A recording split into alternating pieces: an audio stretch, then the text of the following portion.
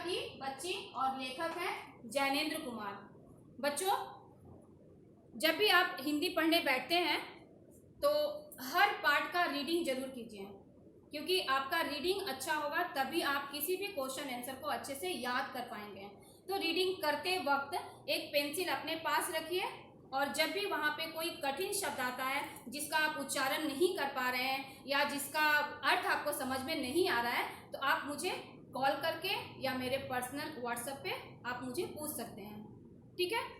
एक बात और, इस वीडियो को अंत तक जरूर देखिए, क्योंकि वीडियो के अंत में मैं आपसे कुछ सवाल पूछूंगी और उस सवाल का जवाब आपको मेरे पर्सनल व्हाट्सएप पर वॉइस मैसेज के द्वारा देना है। ठीक है। तो चलिए अभी पार्ट को शुरू करते हैं। चिड़िया की बच्ची। चिड़िया मतलब इसमें एक मम्मी चिड़िया है और उसकी एक बेबी चिड़िया है। चिड़िया का मतलब होता है पंछी।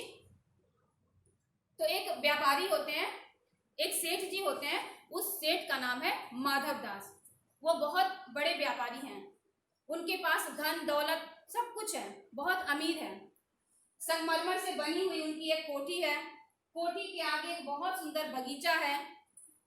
बगीचे में तरह तरह के फूल हैं, पौधे हैं, फव्वारे लगे हैं। माधव दास को कला से बहुत प्रेम है, लेकिन किसी भी प्रकार की बुरी लत उन्हें नहीं है, कोई भी प्रकार की बुरी आदत उन्हें नहीं है। और इतना सब होने के बावजूद भी उनका मन हमेशा खाली खाली सा रहता है।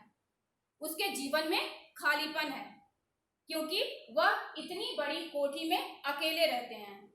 तो एक दिन शाम के समय एक छोटी सी चिड़िया, एक चिड़िया की बच्ची इस गुलाब के पौधे पर आकर बैठती है।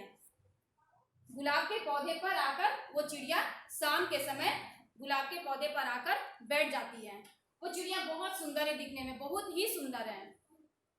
वह इधर उधर कभी इस डाल से उस डाल पे, उस डाल से उस डाल पे वो फुदक रही है। खुश है और वो फुदक रही है, क्योंकि उसे भी इतना अच्छा बगीचा मिला है और अपनी चोंच से वो प्यारी प्यारी आवाजें भी निकाल रही थी।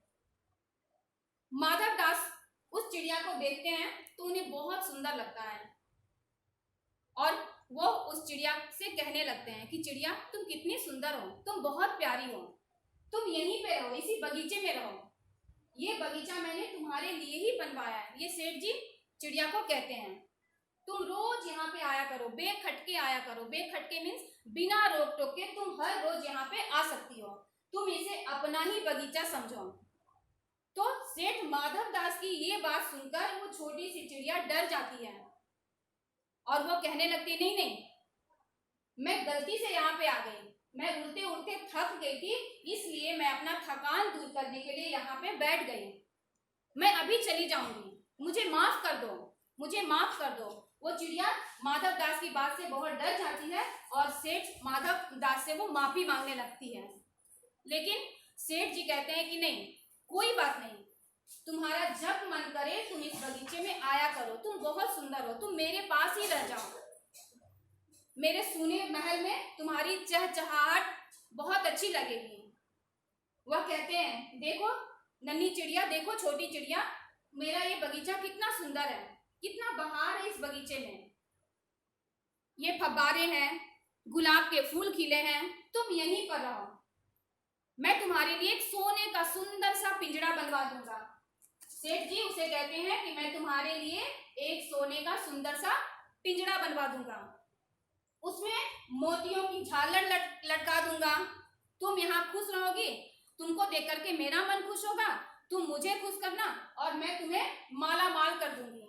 मेरे पास बहुत धन दौलत है, तुम्हारी पानी पीने की जो कटोरी होगी, जो बाटी होगी, वो भी मैं सोने का बनवा दूंगा।